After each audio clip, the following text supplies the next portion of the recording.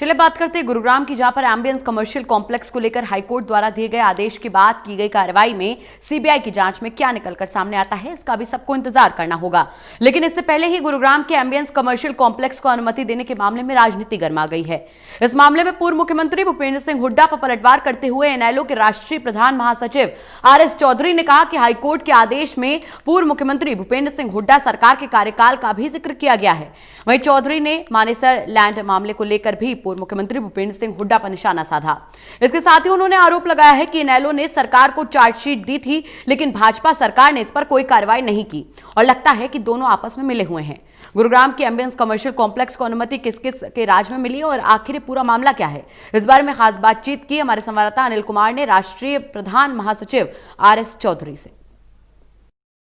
गुरुग्राम के ambience commercial complex में ऐसा क्या हुआ कि हाई कोर्ट के आदेशों के बाद सीबीआई को कार्रवाई करनी पड़ी, जबकि हरियाणा के पूर्व मुख्यमंत्री भूपेंद्र सिंह हुड्डा ने बताया है कि ये मामला इनेलो के समय का है और अदालत के आदेशों से हुआ है। इस समय मेरे साथ हैं इनेलो के राष्ट्रीय प्रधान महासचिव आरएस चौधरी। इनसे जानते हैं कि आखिर ये पूरा मामला है क्या। जी चौधरी साहब, ये जो एम्बियंस मॉल है, बेसिकली ये पहले ग्रुप हाउसिंग प्रोजेक्ट थी, जो कि भजन लाल जी के टाइम के अंदर 93 में जिसका लाइसेंस दिया गया था।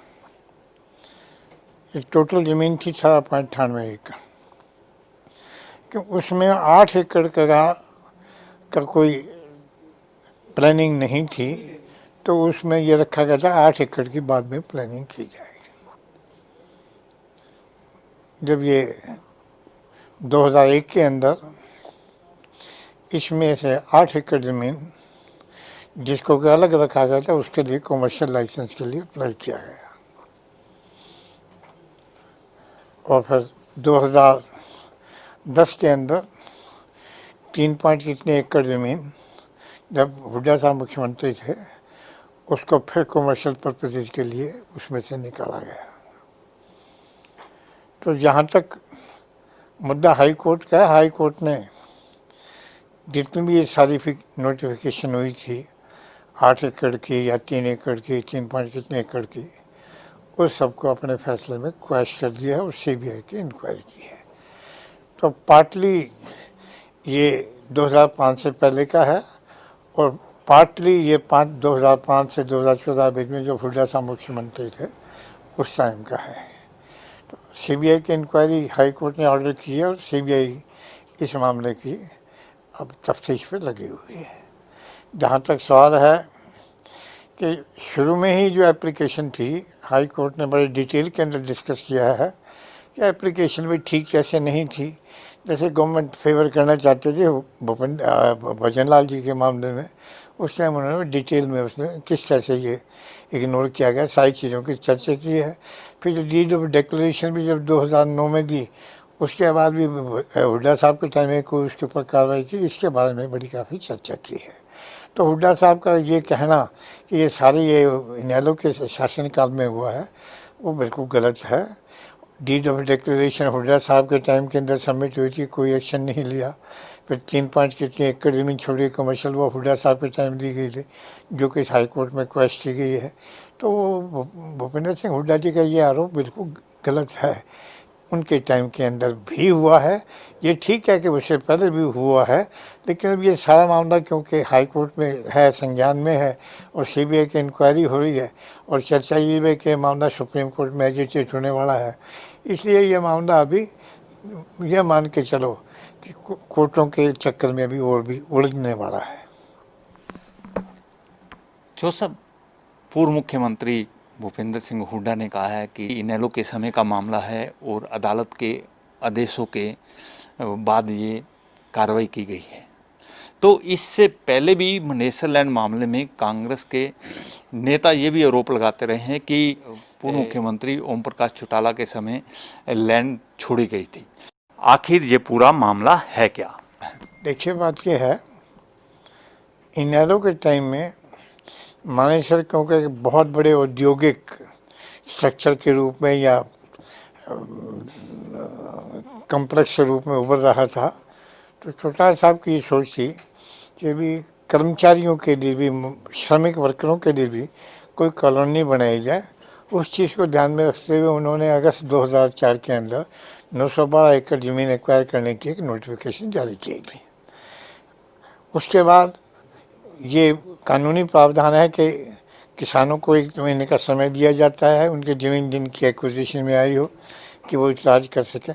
वो इतराज़ करते हैं। लैंड एक्विजिशन कलेक्टर जो है उन इतराज़ों को सुन करके सरकार को रिपोर्ट भेजता है कि कोई ज़मीन छोड़ी जाए, ना छोड़ी जाए या कितनी छोड़ी जाए। तो 26/2 को लैंड एक्विजिशन कलेक्टर ने सरकार को ये रिपोर्ट भेजी कि भाई इसमें 224 एकड़ ज़मीन जो है वो छोड़ दी जाए। और 5 मार्च को हुड्डा साहब मुख्यमंत्री बन चुके थे। तो बेसिकली जो सेक्शन 6 की नोटिफिकेशन हुई है वो अगस्त 2006 के अंदर हुई है। तो 2006 में जब नोटिफिकेशन जारी हुई तो उस वक्त ये सारी ज़मीन बाहर निकाल दी, क्योंकि लैंड एक्विजिशन कलेक्टर ने, सुप्रीम कोर्ट ने अपने ऑर्डर के अंदर लिखा हुआ है कि लैंड एक्विजिशन कलेक्टर ने 224 एकड़ ज़मीन छोड़ने की सिफारिश की थी। तो इसलिए ये कहना कि चौटाला साहब के टाइम में छोड़ी गई, ये तो लैंड एक्विजिशन कलेक्टर की सिफारिश पे की गई, ये तो कि भाई ये ज़मीन छोड़ दी जाए, तो इसका सरकार की पे कोई आरोप तो लग नहीं सकता, क्योंकि ये तो अधिकारी वर्ग के लेवल की बात है कि उसने ज़मीन पे देखा भाई ये चीज़ छोड़ दी जाए। बेसिकली सेक्शन 4 जो होता है वो गवर्नमेंट के एक प्रोजेक्ट होती है, प्लान होती है। सेक्शन 6 में गवर्नमेंट की इंटेंशन आती है। सेक्शन 9 में हम क्लेम इन्वाइट करते हैं। सेक्शन 11 में अवार्ड करते हैं। और उसके बाद कोई 48 में जो छोड़नी होती है उसको प्रावधान उसका किया हुआ है। तो बेसिकली चौटाला साहब टाइम में तो सिर्फ लैंड एक्विजिशन कलेक्टर की सिफारिश पे जो आई वो ज़मीन छोड़ी गई है। और वो भी इनके टाइम में शायद छोड़ी गई, क्योंकि 25 की थी। 5 दिन को तो उस टाइम तो चुनाव के परिणाम आने वाले थे या लगभग आ ही चुके थे। तो इसलिए ये आरोप लगाना कि चौटाला साहब के टाइम में, चौटाला साहब को अगर ये भी मान लिया जाए कि आदर्श चौटाला साहब के हैं, तो भी ये LAO की सिफारिश पे है। इसमें कोई राजनीति तो है नहीं। और वैसे भी सेक्शन 6 से पहले अगर कोई ज़मीन छोड़ी जाए वो उसमें राजनीति नहीं होती। उसके अंदर जो ज़मीन जिनके कल्टिवेटर्स हैं, ज़मीन के मालिक हैं, उनकी अपनी समस्याएं हैं या उनकी अपनी कोई प्लान है, वो अपने ऑब्जेक्शन रेज करते हैं। उन ऑब्जेक्शन को सुन करके ही लैंड एक्विजिशन कलेक्टर अपनी रिपोर्ट गवर्नमेंट को भेजता है कि ये ज़मीन छोड़ दी जाए या ना छोड़ दी जाए। सरकार उसकी सिफारिश को मान करके ये उसके बाद ये जारी की गई। इसलिए आरोप लगाना ये तो सिर्फ निराधार राजनीतिक है, इसके अंदर कोई दम नहीं है। जो सब एक इनेलो ने चार्जशीट भी दाखिल की थी, उस पर कितनी कार्रवाई हुई है? अच्छा, एक बहुत कॉम्प्रहेंसिव चार्जशीट 16 अगस्त 2014 को महामहिम राज्यपाल हरियाणा को पार्टी की ओर से दी गई थी। और जब चुनाव के बाद विधानसभा के पहले सत्र में उस टाइम प्रतिपक्ष नेता चौधरी अभय सिंह चौटाला ने ये मुद्दा जब विधानसभा में उठाया था तो मुख्यमंत्री जी ने आश्वासन दिया था कि इस चार्जशीट पर कार्रवाई की जाएगी। लेकिन ऐसा लगता है कि वो मात्र एक एश्योरेंस से रहा, उस पर कोई कार्रवाई नहीं हुई। जितने भी केस आज जो कोर्ट के अंदर पेंडिंग हैं, चाहे वो पंचकुला के प्लॉट अलॉटमेंट का है, चाहे मानेसर का है, चाहे और दूसरे एरियाज़ के हैं, ये इंडिविजुअल जो केसेस लोग कचहरियों में गए हैं उसकी वजह से ये इंक्वायरियाँ शुरू हुई हैं। सरकार ने इसमें कोई कुछ काम नहीं किया है। सरकार तो ऐसा लग रहा है जैसे कि बीजेपी और कांग्रेस आपस में अंदर से मिले हुए हैं, बाहर से मैच खेलते रहते हैं। हकीकत के अंदर बीजेपी ने कोई भी हमारी चार्जशीट के ऊपर कार्रवाई नहीं की, क्योंकि बीजेपी का शराब का आप देख रहे हैं इन दिनों में स्कैंडल उभर रहे हैं, तो शायद इसी चीज़ को ध्यान में रखते हुए उन्होंने कोई कार्रवाई नहीं की होगी। ये थे मेरे साथ इनेलो के राष्ट्रीय प्रधान महासचिव RS चौधरी। इन्होंने बताया कि गुरुग्राम के एम्बियंस कमर्शियल कम्प्लेक्स की जमीन को लेकर अदालत ने हुड्डा के कार्यकाल के समय का भी जिक्र किया है। वहीं इन्होंने ये भी बताया कि जो इनेलो की तरफ से चार्जशीट दाखिल की गई थी, सरकार ने उस पर कोई कार्रवाई नहीं की है। Anil Kumar, total news, Chandigarh.